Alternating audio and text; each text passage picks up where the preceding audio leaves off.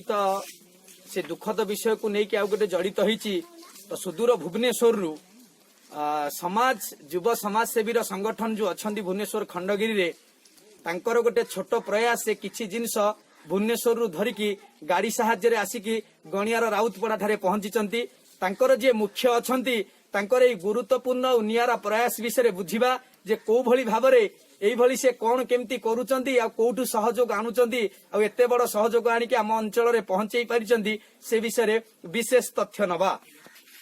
नमस्कार, दिशा न्यूज को आपन को स्वागत। आपनकर परिचय और प्रयास विषय हमकु टिके कहिबे। मु सामाजिक युव संगठन खंडगिरी भुवनेश्वर तार सभापति चित्तरंजन दास।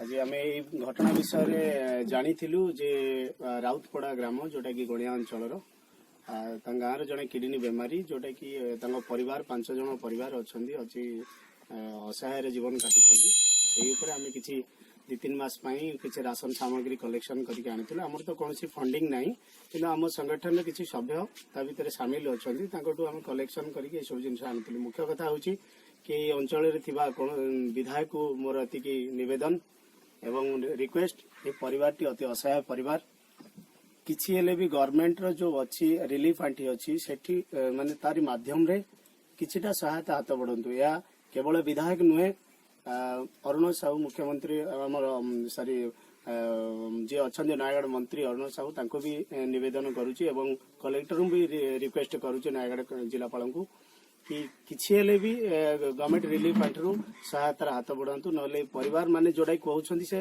प्रति मासरे 12,000 ରୁ 18,000 मेडिसिन खर्च आज 3 मास है सी जाना परिवार अति असहाय जीवन बिताऊ। मु केवल एति अनुरोध करी स्टेट गवर्नमेंट को कि यार रिलीफ आंटी जो व्यवस्था अच्छी किछिटा व्यवस्था करने। धन्यवाद।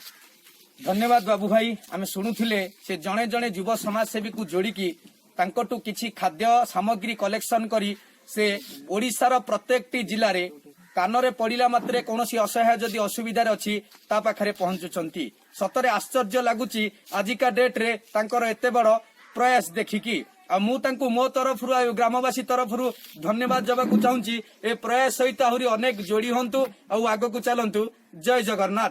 दिशा न्यूज सुभाषिष मिश्र।